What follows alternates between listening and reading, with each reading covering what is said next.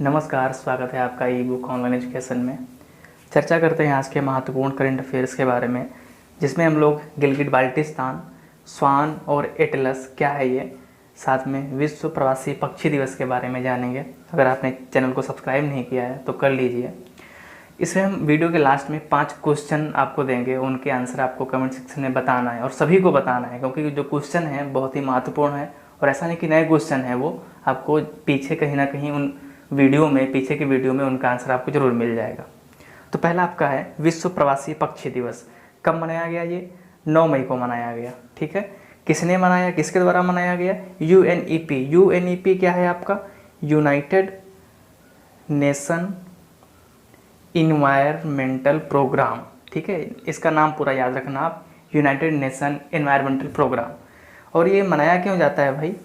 ये जो मनाया जाता है, जो पक्षी आपके हैं उनके संरक्षण और उनके आवासों का संरक्षण, ठीक है, उनके लिए जो जागरूकता है वो फैलाने के लिए ये हर साल यूएनईपी के द्वारा मनाया जाता है। जो इस साल की थीम है, और ये महत्वपूर्ण भी होता है आपके लिए, इसकी जो थीम है वो पक्षी हमारी दुनिया को जोड़ते हैं। कैसे जोड़ते हैं भाई? मान लीजिए अफ्रीका महाद्वीप से पक्षी उड़ करके राजस्थान में आ रहे हैं, तो अफ्रीका महाद्वीप से आपकी एशिया महाद्वीप में आ रहे हैं, या पर्टिकुलर वहाँ के किसी देश से आ रहे हैं और भारत देश में आ रहे हैं, तो किसी ना किसी तरीके से वो कनेक्ट हो रहा है। ठीक है, तो इसीलिए इस साल की जो थीम रखी गई वो क्या रखी गई है? पक्षी हमारी दुनिया को जोड़ते हैं। और ये पहली बार कब मनाया गया था? 2006 को मनाया गया था। ठीक है, तो इसमें याद क्या रखना है आपको? एक तो किसके द्वारा मनाया गया है और तारीख तो याद ही रखनी है, साथ में आपको थीम क्या इसकी है वो भी याद रखना है।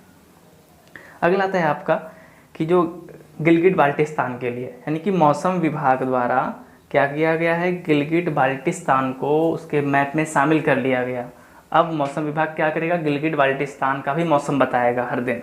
अब ये देखिए, इसकी वेबसाइट से मैंने स्क्रीनशॉट लिया है, और ये देखिए ये पूरा जो सेक्शन आपका है वो किसका है? गिलगिट बाल्टिस्तान का है, जिसको पीओके बोला जाता है, पाकिस्तान ऑक्युपाइड कश्मीर। ठीक है, लेकिन पाकिस्तान इसको अपना हिस्सा मानता है और भारत इसको अपना हिस्सा मानता है। तो इसीलिए क्या कि इसमें बहुत अच्छी पहल की गई है कि मौसम विभाग ने अपने में शामिल कर लिया।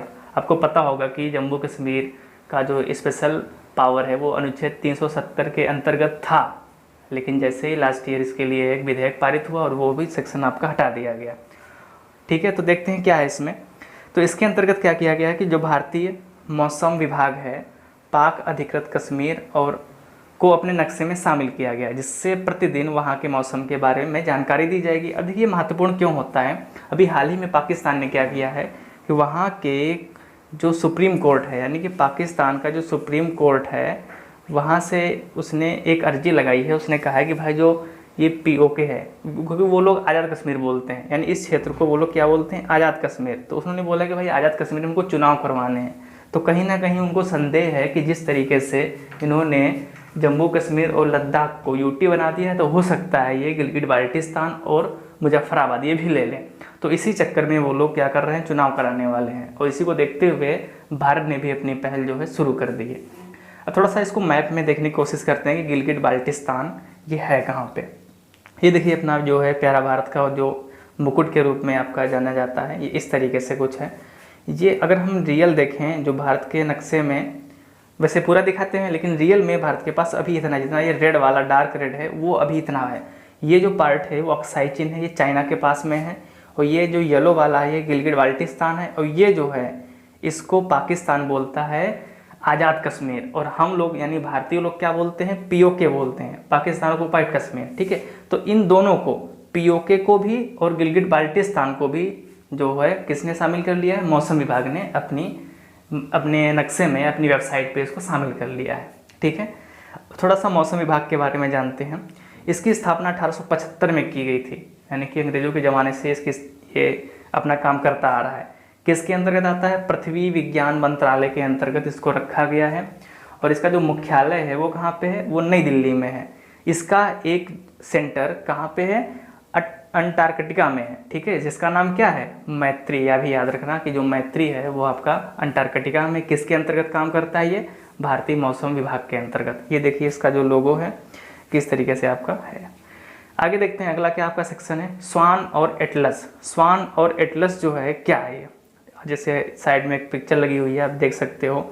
ये क्या? ये पुच्छल तारा है भाई। ठीक है, पुच्छल तारे के बाद में हम लोग इसके बारे में हम लोग क्या करेंगे, जियोग्राफी में बहुत अच्छे से पढ़ेंगे। ठीक है, तो पुच्छल तारा है। अब पुच्छल तारा देखो ये ऐसा होता है ना कि पुच्छल तारा का एक जैसा और पीछे जब चलता है ना तो इस तरीके से पूंछ टाइप से होती है, और इस पूंछ को क्या बोलते हैं, कोमा बोलते हैं। ठीक है, नाम याद रखना ये कोमा। हाँ, तो ये चर्चा में क्यों है स्वान और एटलस, यहाँ से क्वेश्चन किस तरीके से बनेगा कि हाल ही में चर्चा है स्वान या एटलस, इनका संबंध किससे है। तो कई सारे, कुछ कहो ऑफिस के नाम दे दें, कुछ मिशन के नाम दे दें, लेकिन हैं क्या ये रियल में, ये पुच्छल तारे हैं। ठीक है, तो इन्होंने स्टडी किया है, एक स्टडी आई है हब्बल दूरबीन के द्वारा, ये नासा के अंतर्गत काम करती है। इन्होंने कहा है कि क्रमशः यानी कि स्वान जो है वो 13 मई को और एटलस आपका 23 मई को पृथ्वी के सबसे नज़दीक से गुजरेंगे, लेकिन नुकसान कुछ नहीं होगा। ये नहीं कि आप 29 अप्रैल की तरीके से सब लोग भौकाल बना के बैठ जाओ भाई ऐसा दुनिया ख़त्म हो, ऐसा कुछ नहीं ख़त्म होने वाला है। बस पृथ्वी की साइड से निकल जाएंगे वो लोग, नज़ारा अच्छा होगा।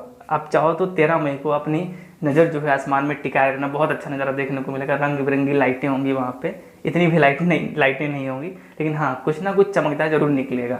ठीक है, तो इसीलिए चर्चा में आया है। जो स्वान और एटलस है वो क्या है, पुच्छल तारा है। आपको इतना याद रखना है बस, बाकी जो कहानी है वो समझने के लिए है।